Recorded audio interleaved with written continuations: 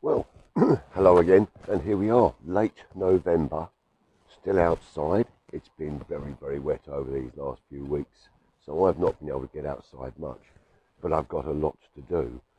Lifting of things like the dahlias, and I've still got a few pelargoniums in the front garden just to get out of the ground and get into the greenhouse. So lots to cover with you in this little show. I'm also going to just take you back in time, as my brother suggested, and show you what the garden was like when I first started, and you can see the difference to what we've got today. So we're going to sort of sum up the year today. It's coming to the end of our third season of a year gardening, and how that time has gone past. 3 years, amazing. And then we're going to be preparing for our winter break. But now it's time to crack on with our December show in A Year Gardening.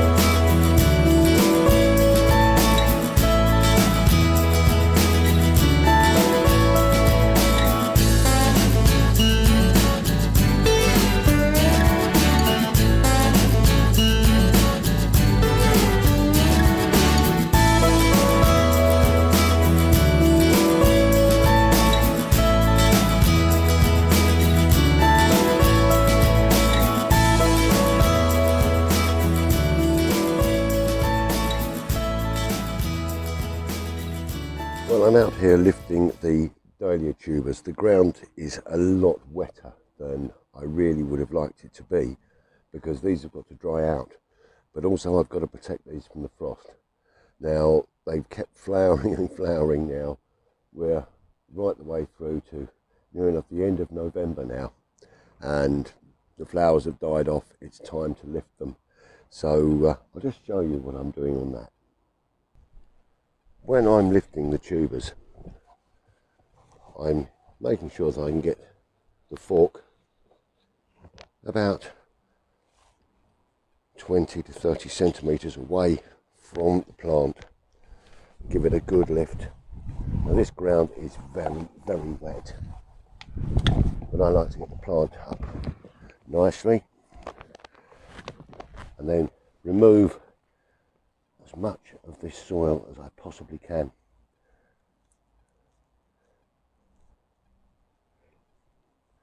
Now, these are going to need to dry out down in the greenhouse, or maybe in the polytunnel on the shelving. Once I've got the tuber like this,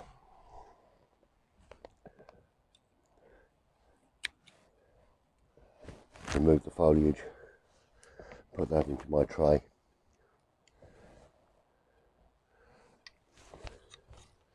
and we'll do this with the next plant here as well. So we've got to watch what plants we've got. This is a smaller one here.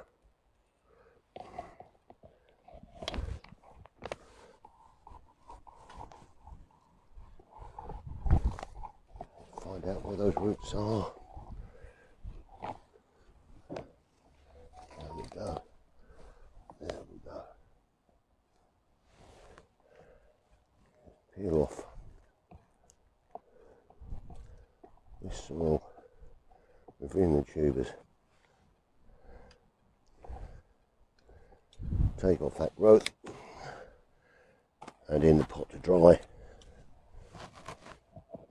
I've got only another couple just to lift now. It's a much bigger one.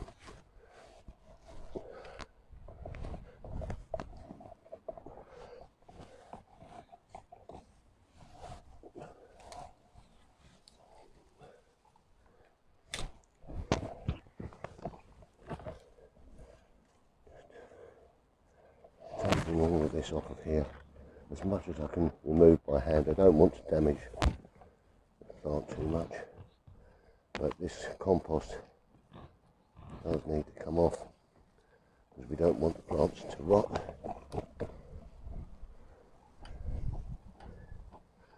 And once this dries out, in about a week's time, I'll get a paintbrush and clear off all of the compost before drying them out to overwinter. And that's another one for in here. We've got just another couple to go. Well, that's the dahlias all lifted. I'm leaving these lovely echinacea heads on here. The plants are actually growing through for next year already, and I'll probably take those down in the spring. Tidy up the weeds that are coming through underneath here, which I've not been able to get to, and prepare this for next spring and summer. The next little job, I've got 4 or 5 pelargoniums in that side over there, which I'm now going to lift and get those down to the greenhouse as well. And I think that's a pretty good place for us to move to now, and I'll show you the drying process for my dahlia tubers. Well, it's nice to be in the greenhouse and out of that wind, and I've got my dahlia tubers here. Now they're all very, very damp at the moment, but in order to overwinter them we need to dry them out, and so I'll show you what I do. It's a couple of stages, but first of all I need to draw the moisture out of this soil so that I can actually clean them up, ready for packing up for winter. So we'll do that now. Now this is quite a simple process, so I'm just going to move these tubers all over to one side. We've got quite a few, a little bit of foliage there we don't need. So all I do is I take some newspaper, and I'll just keep that on the bottom shelf here. But all I'm going to do is I'm going to scrunch this newspaper up, set that in the corner there, and one tuber, put it inside there, give it a light wrap. I'm going to leave it open to the air, but just so that this newspaper can draw the moisture out of that compost and out of the root, and give it a chance just to dry out, but all the time keeping it so that the air can get to it. The newspaper will act sort of like a sponge to draw the moisture out of that soil.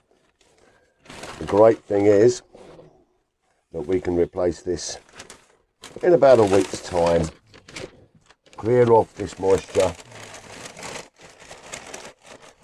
clear off the compost, and have these wonderful plants ready to overwinter,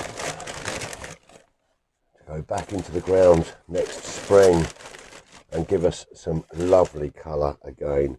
And I must admit, I thought these had died during the year, but once the rain came back, these plants came back to life.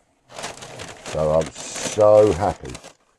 Can't describe the happiness I felt when I saw the flowers coming on these. Absolutely wonderful. So that's these getting ready to overwinter. Now, whilst we're talking of overwintering, these are starting to dry out now, and I can start removing all of the dead leaves on here, ready to start taking my cuttings for next year. Now, all of these have given us some great joy in the summer, but now they're starting to just dry a little. I'm keeping them moist for the winter. They'll keep giving me a nice display in here. As long as I can keep deadheading them, removing these flowers. I have my secateurs here and we can just take some off. And I will find certain shoots. I mean, there's a lovely area on here, and we'll get a couple of plants off of that. And so this is going to be a breeding ground for my pelargoniums and my geraniums and my fuchsias for next year.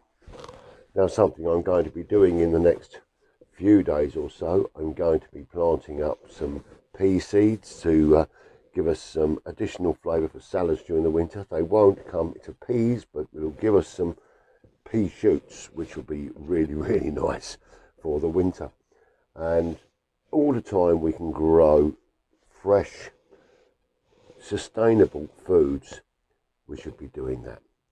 And that's what the greenhouse and the polytunnel give me for winter veg. I've got some potatoes and some radishes and some beetroot growing in the polytunnel at the moment, and everything is going really, really well. I'm loving it. So now I'm going to just give you an opportunity to see the garden, not when we very first started, but after around about 6 months, and the progressions we've made on the garden since then. It's interesting looking back to when we first started, how things have changed and how plans have moved on. Originally just wanted a big grass area with some borders, but as the garden started to develop, I realised I just didn't want a grassy lawn, but I wanted an area to enjoy the plants in. So this is how it started off, as a grassy area. We set it up so that we could just enjoy ourselves on a lawn, but as I say, time developed, I realised I didn't want that, and one of the first things that went in was this Alamankia tree, which my son bought me, and that's in this lovely border now. As you can see, the tree has grown so that it flowers nicely, and we've added other borders like the peace garden. We've changed the front garden, added bits there, and the shrubs are growing lovely in the back garden. There have been many things that have changed. The little herb garden at the deck here, which I don't have now, but the greenhouse does remain a constant. Well, that brings me to the end of season 3, our 3rd year of a year gardening. But there is so much to look forward to. So next year I'm going to be showing you the extension of the pond, the repairs to the polytunnel, because the wind has broken the zip on the roll-up door at one end, so I'm going to replace that with a wooden frame and then use the plastic that I take off to complete the doors, and I will show you all of that when we return next March. Now, also next year, one of us who you know, who actually lives in this house here, is going to be 70 years old, which is quite an achievement.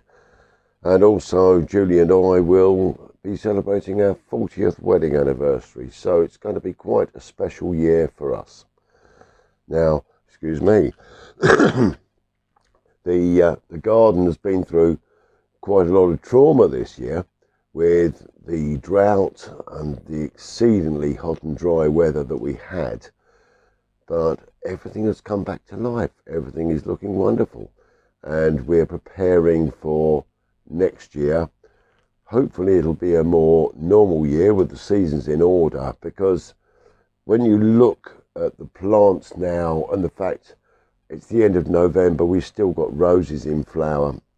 The dahlias were still in flower that I had to lift, but it just seems that the climate has changed considerably and we need to develop the garden towards that.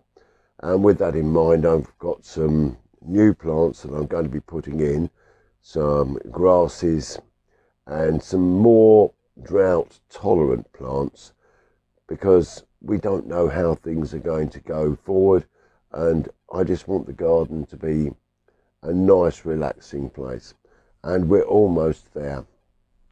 I don't think that after the changes that I need to make over this winter and early spring, there'll be a lot to do in the garden. But there's a new development on the horizon, because I'm in line to get an allotment as well. So there'll be a lot of work to do on that front. So Next year is looking very productive, very promising, and with the seeds that will be going in over the next month, 2 months in the greenhouse and polytunnel to prepare for next year, with the cuttings that we're going to be taking to create new life and new plants, everything's going to look rosy, I am sure. So I'm going to leave you looking forward to Christmas as we celebrate the birth of our Lord and the celebrations that we all have at that time. Looking forward to a new year, and I'm sure I'll be able to sit in my garden on New Year's Eve and watch everybody else's fireworks and enjoy the celebrations that everyone has as we welcome in the year of 2023. And then in March of next year, we'll be back with Series 4, our 4th year in A Year Gardening. And there will be a lot that we go through: cultivation, propagation, and the enjoyment of being able to sit, enjoy, and relax in the garden. There's always work to do, of course, but hopefully the work side of things is going to slow down and the enjoyment side is going to grow much more. So with that, I will bid you farewell from season 3. We will look forward to 2023. But I will just leave you with a few words. Stay safe, be well, be kind to each other. Happy gardening, Merry Christmas and a Happy New Year, and cheers.